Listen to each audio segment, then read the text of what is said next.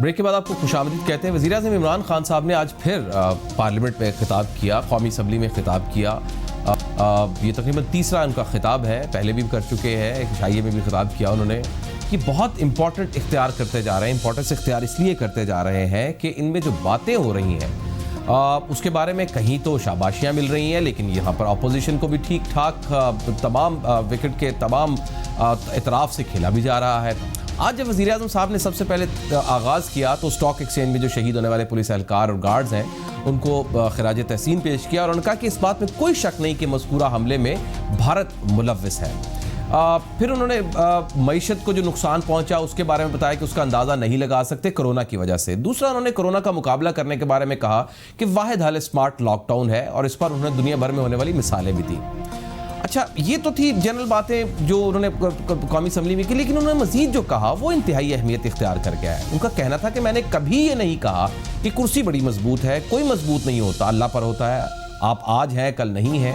उन्होंने कहा कि हमारी जमात को उस वक्त तक कोई नहीं गिरा सकता जब तक हम अपने नज़रिए पर खड़े हुए हैं।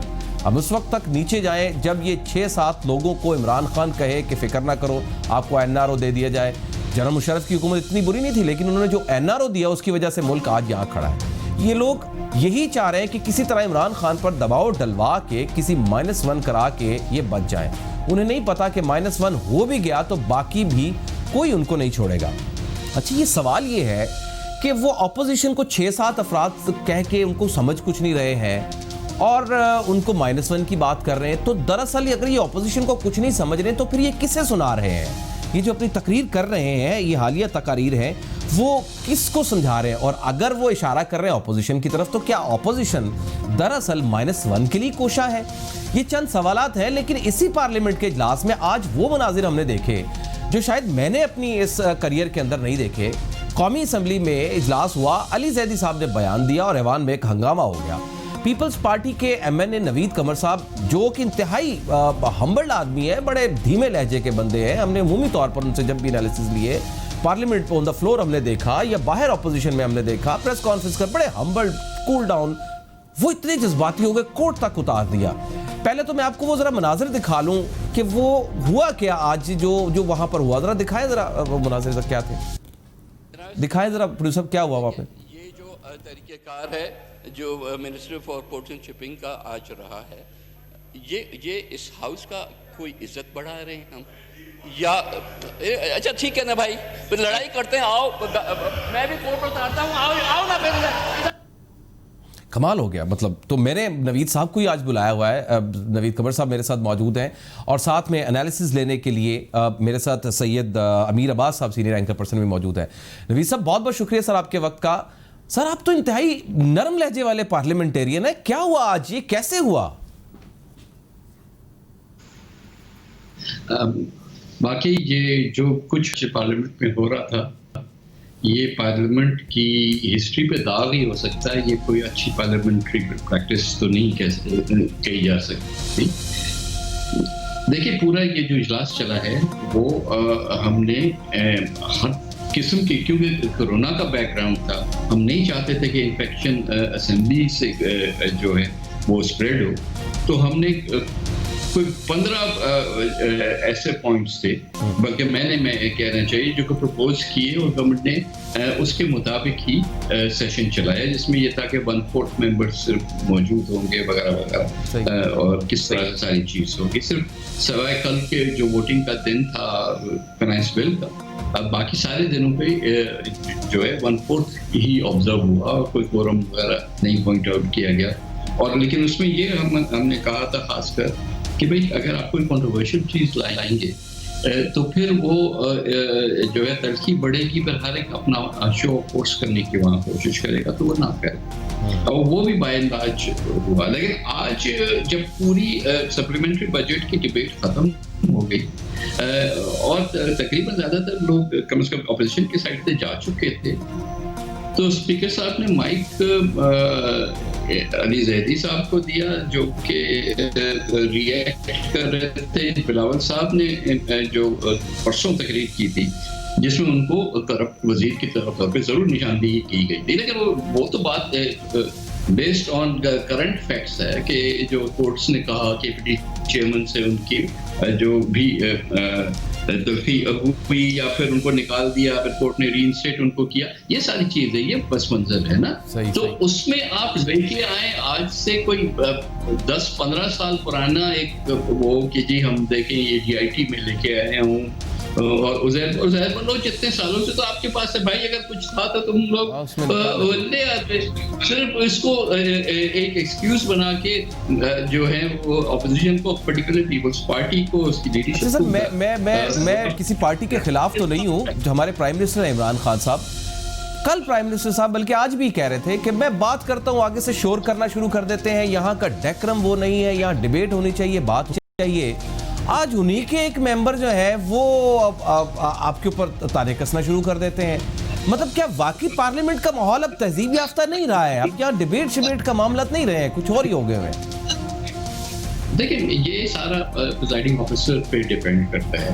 अगर वो चाहें तो ये सारा माहौल जो है एक प्रॉपर पार्लियामेंट्री तरीके से भी चल सकता है। लेकिन मुश्किल ये है कि हमारे जो PTI के दोस्त हैं वो ना तो उनके पास एक्सपीरियंस है, पार्लियामेंट्री एक्सपीरियंस पर्टिकुलरली, और ना ही वो ये डेमोक्रेटिक नॉर्म्स को समझते हैं। तो उनका कांस्टेंट प्रेशर स्पीकर के ऊपर होता है कि जी वो बस उसने ये कहा, तो ये वो गली मोहल्ले वाला जो दादागिरी वाला माहौल है, अनफॉर्चुनेटली वो पार्लियामेंट में लेके आना किसी को भी जेब नहीं देता। लेकिन जब इंतहा पे चीज़ें पहुंच जाए तो ऑब्वियसली रिएक्शन आता है। बिल्कुल बिल्कुल। अच्छा अमीर बात साहब, मैं ज़रा इसके साइड पर मैं नवीद कौर साहब आपके से भी एक इस बारे में कोई एनालिसिस लेना चाह रहा हूँ। अब ये सब तकरीबन 3 तकारीर हो गई हैं इमरान खान साहब की।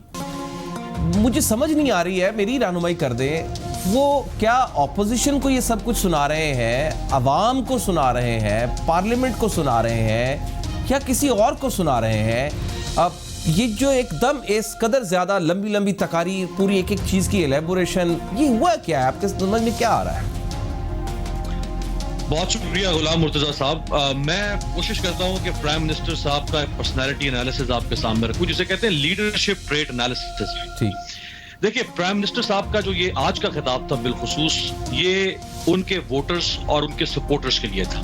ठीक। इमरान खान साहब की एक खुसूसियत है, और वो ये कि जब उनके वोटर्स और उनके सपोर्टर्स उनसे नाराज होना शुरू हो जाएं, डिसअपॉइंट होना शुरू हो जाएं, फ्रस्ट्रेट होना शुरू हो जाएं कि वो परफॉर्म नहीं कर पा रहे हैं, तो फिर प्राइम मिनिस्टर साहब की एक खुसूसियत है कि वो एक धुआंधार किस्म का खिताब करेंगे, जिसमें वो ऑपोजिशन को यानी पीपल्स पार्टी और PMLN के ऊपर बैशिंग करेंगे, इनको चोर, लुटेरा, डाकू, करप्ट, गद्दार और जो उनके पास ऑब्जेक्टिव है वो इनके लिए इस्तेमाल करेंगे। उन्होंने गुज़श्ता 20-25 साल से अपने वोटर्स और सपोर्टर्स को ट्यून इन कर दिया इस तरह से, यानी वो सिंक्रनाइज हो गए हैं प्राइम मिनिस्टर के साथ इस तरह से कि वो चाहते हैं एक ऐसे इमरान खान को देखना जो अग्रेसिव इमरान खान है, जो हार्ड हिटिंग इमरान खान है। ये इमरान खान साहब ने खुद अपने वोटर्स और सपोर्टर्स को इस तरह से बना दिया है। जैसे ही इमरान खान साहब 4-5 महीने के लिए खामोश होते हैं, आप गुज़श्ता 2 साल का ट्रेंड अगर आप माइन्यूटली ऑब्जर्व करें, जैसे ही प्राइम मिनिस्टर 4-5 माह के लिए खामोश होते हैं, वो कोई खास धुआंधार खिताब नहीं करते, तो उनके वोटर्स और सपोर्टर्स के अंदर मायूसी बढ़ना शुरू हो जाती है कि इमरान खान तो कुछ कर ही नहीं रहा है, और हकीकत भी ये है कि वो उनकी परफॉर्मेंस कोई काबिल तारीफ नहीं है। लिहाजा वो हर 4-5 महीने के बाद, आप ये देख लें गुज़श्ता 2 साल से, कि वो हर यानी आप समझें कि वो क्वार्टरली सामने आते हैं, और वो आके फिर वही उसी गरजदार आवाज में घन गरज के साथ, ये चोर है, डाकू है, लुटेरा है, नवाज शरीफ है, जरदारी है, वो ये करके और अपने वोटर्स और सपोर्टर्स को इंटैक्ट कर लेते हैं अपने साथ। यानी वो अगले 3 महीने की डोज दे देते हैं अपने वोटर सपोर्टर्स को कि आप चूंकि ये मायूस हो रहे हैं मुझसे, लिहाजा इनको मैं दोबारा से उस गर्दान में इनको घुमा दूं कि 3-4 महीने के लिए फिर एक तरह से सुन हो जाए। वो 3-4 महीने के बाद फिर मायूस होते हैं, इमरान खान फिर आते हैं, फिर वो परफॉर्मेंस नहीं बता पा रहे हैं। आई पार्शली एग्री विद इट, क्योंकि ये फिनोमिना तो है, और ये एक लीडर के पास होना भी चाहिए कि वो किस तरह से पार्टी को इंटैक्ट करता है। और भुट्टो साहब के पास इससे कई गुना ज्यादा एक था, फिनोमिना था कि वो अपने वोटर्स को, अपने सपोर्टर्स को, अपने चाहने वालों को एकदम जकड़ लेते थे अपने साथ, कोई शक नहीं है। लेकिन मैं ये सवाल कर रहा हूँ कि पिछले दिनों भी एक स्पीच हुई और उसमें एक इतनी लंबी तकरीर हुई, वो अपनी ऑपोजिशन के लोगों को समझते हैं कि ये 4-5 लोग ये इस तरह करके बात करते हैं, यानी ऑपोजिशन को किसी खाते में नहीं लाते। चले इसका मतलब हम ये ले लेते हैं कि शायद वो ऑपोजिशन को साथ लेकर नहीं चलना चाहते, उनको वो समझ कुछ नहीं रहे, कांटेक्ट कर रहे हैं ये अवाम के साथ। तो ये कुर्सी, ये -1, ये दूसरे फार्मूलाज और इतनी लंबी तकरीर डिटेल में, ये क्या, और साथ में आप ये भी मत भूलें कि उसके इत्तेहादी भी उनके नाराज हैं, इशाइये में काफ लीग भी शामिल नहीं हुई है। ये कोई खास टाइमिंग बन रही है? देखिए, आज कोई 47-48 मिनट की तकरीर थी इमरान खान साहब की। इससे पहले जो उन्होंने तकरीर की कौमी असम्बली में, वो तकरीबन 1 घंटा और 27-28 मिनट की तकरीर है। इसमें कोई शक नहीं है कि जैसे नवीद कमर साहब ने बड़े जबरदस्त तरीके से, और मैं खुद इनको एडमायर करता हूं, इनकी शख्सियत को और इनकी शख्सियत में जो धीमापन है, बहुत शुस्ता तरीके से ये बिहेव करते हैं, contrary to so many other politicians जो इनकी पार्टी से भी हैं और दूसरी पार्टीज में से भी हैं। देखिए, होना ये चाहिए कि हुकूमत का ये काम है कि वो पार्लियामेंट की लेजिस्लेशन को लीड करे, ड्राइव करे। ऑपोजिशन तो चाहेगी कि वो डिस्ट्रैक्ट कर दे इमरान खान के मैनिफेस्टो को, क्योंकि ऑपोजिशन है, हमारे यहाँ सियासत पोलराइजेशन पर मबनी है। हमारे यहाँ सियासतदान ऑपोजिशन में जब इमरान खान थे, ये भी लेग पुलिंग करते थे, आज की ऑपोजिशन भी लेग पुलिंग का मौका जाया नहीं होने देगी। अब ये इमरान खान साहब को देखना है कि उन्होंने लेजिस्लेचर से जो काम लेना है, लेजिस्लेशन का, वो किस तरह से लेना है। अगर वो या उनकी पार्टी आके पार्लियामेंट के फ्लोर के ऊपर ऑपोजिशन को लताड़ने की कोशिश करेगी, कॉर्नर करने की कोशिश करेगी, चोर डाकू कहने की कोशिश करेगी, तो जारी बात है फिर आगे से रिबटल आएगा ऑपोजिशन का। जब रिबटल आएगा तो फिर आपको फिश मार्केट बनती हुई नजर आएगी, जिस तरह आज भी हुआ और जो गुज़श्ता 2 साल से आप देख रहे हैं। लेकिन इसमें जो जिम्मेदारी है वो हुकूमत के ऊपर आयद होती है कि वो एक ऐसा कंफर्टेबल एनवायरनमेंट क्रिएट करे पार्लियामेंट के अंदर कि जो मुकन्नना का काम है कानून साजी का, वो हो सके। अगर मुराद सईद साहब आकर जो है वो बिलावल भुट्टो जरदारी साहब को कहेंगे कि जो है ये जो जिस किस्म की आप जानते हैं जैसी वो जो है वो जबान इस्तेमाल करते हैं, या अली जहरी साहब ने भी आज सख्त जबान इस्तेमाल कर दी, या बाकी भी उनके जो लोग हैं पार्टी के, फैसल वाडा साहब हैं, कुछ और लोग हैं, तो फिर जारी बात है इधर से भी जवाब आएगा। अब इनका काम है हुकूमत का कि अगर इधर से पहल भी हो जाए ऑपोजिशन की तरफ से, तो भी ये उसको रिएक्ट ना करे। देखिए, इनके पास बदला लेने का ऑपोजिशन से जो तरीका है वो हमारे टॉक शोज हैं। वो आप नहीं, वो देखिए, वो आपके शो में आए, मेरे शो में आए, यहाँ बैठ के वो जो कुछ कह रहे हैं नवीद कमर साहब को कहें, बाकी लोगों को कहें, प्रेस कॉन्फ्रेंसेस करें, जलसे करें, लेकिन खुदारा पार्लियामेंट जो है वो आपको 5 साल के लिए मुकन्नना जो बनी है वो कानून साजी के लिए बनी है। बिल्कुल, वो कौम और मुल्क के मसाइल, देखिए, एक होती है शॉर्ट टर्म पॉलिसी, एक मिड टर्म पॉलिसी, एक लॉन्ग टर्म पॉलिसी।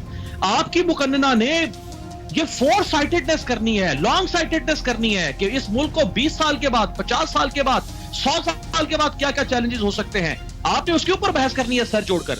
लेकिन आप वहां पर अगर एक दूसरे के साथ स्कोर सेटल करना शुरू कर देंगे और हुकूमत उसमें कंट्रीब्यूट करेगी उसके अंदर, तो फिर तो आप देख लें 2 साल गुजर गए, यानी 40% of the tenure has gone. ये बहुत अच्छा पॉइंट आपने दिया, तो बहुत अच्छा पॉइंट दिया नवीद कमर साहब।